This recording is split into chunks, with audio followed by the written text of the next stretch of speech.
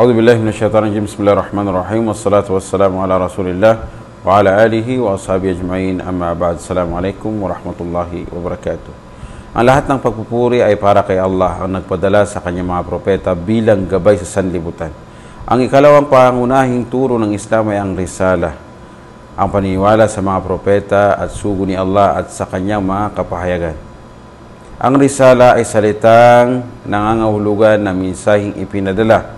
Ibig sabihin, si Allah ay nagpadala ng mga propeta at mensahero upang kanyang patnubayan ang mga tao para makilala nila ang kanilang tagapaglikha at mamuhay sila ayon sa kanyang kalooban. Ang Panginoon ay nagbanggit, "Walaqad ba'athna fi kulli ummatin rasulan an i'budullaha wajtanibut taghut." Ibig sabihin, katiyakan na nagpadala kami sa mga bawat bansa ng isang sugo na nagsasabi na sambahin ninyo si Allah at iwasan ninyo ang lahat ng mga huwad na Diyos. Layunin ng pagpapadala ng mga propeta, ang mga propeta ay ipinadala upang, una, ituro ang tauhid, ang pagsamba kay Allah lamang, sa Kanya lamang tayo sasamba. Pangalawa, ipaliwanag ang batas ni Allah, batas ng Panginoon, at ang tamang pamumuhay. Ang pangatlo, magbigay babala laban sa mga kasamaan at shirk. Pangapat, maging huwaran sa kabutihan at pasensya at takot kay Allah subhanahu wa ta'ala. Rasulan mubashirin wa mundirin li alla yakuna linnasi 'ala Allahi hujjatun ba'da rusul.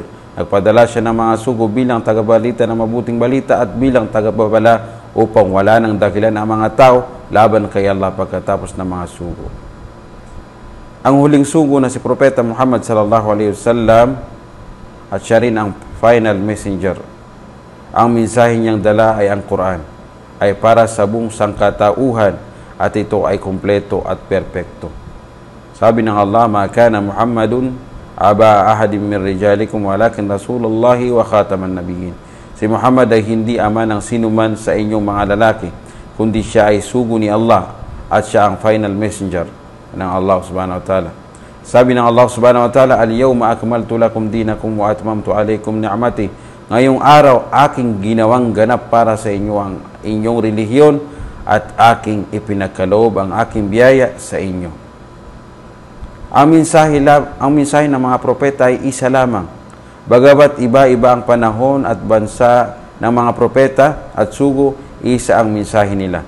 Ito ay sambahin lamang si Allah, ang nag-iisang Panginoon, at huwag magtambal sa Kanya.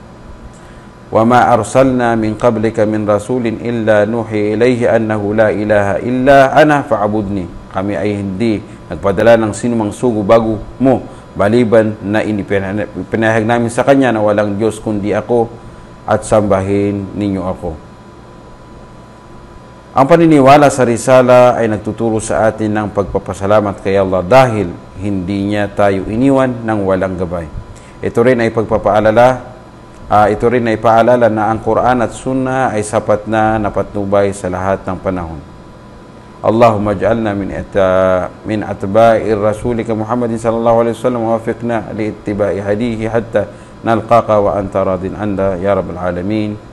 Wabillahi taufiq. Wassalamu alaikum warahmatullahi wabarakatuh.